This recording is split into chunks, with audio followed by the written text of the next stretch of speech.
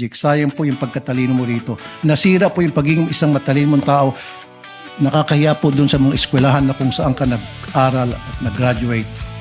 Because ngayon, pinakita mo na nagsasalita ka na para kang, sorry sir, nagtatanga-tangahan. Salamat po sir. Pasensya na sir. Your Honor, with all due respect, Your Honor, I personally took offense of that, take offense of that comment, sir.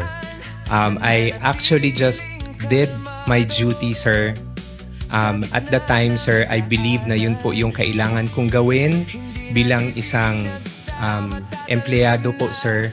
And I did my work, sir, based on what was tasked of me, sir, including the limitations that I can do to the duty that I will be doing, So sir. you're talking about limitation. Ikaw ang Deputy COS and then malapit ka kay VP Sara and then pirma mo ang nakasaad doon sa AOM.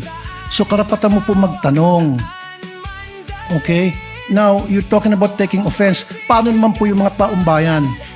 They're being offended sa paglulustay nyo ng pera. Lumilitan na parang nilulustay ang pera dito eh. Pera ng taong bayan po ito ang pinag-uusapan natin. If you're taking offense, mas lalo pong offended ang napakaraming Pilipino ngayon. Kasi hindi mo pa naibibigay ang tamang sagot. Pero kung naibigay mo ng magandang sagot, logical na sagot, then mawawala po yung sama ng loob ng taong bayan sa inyo.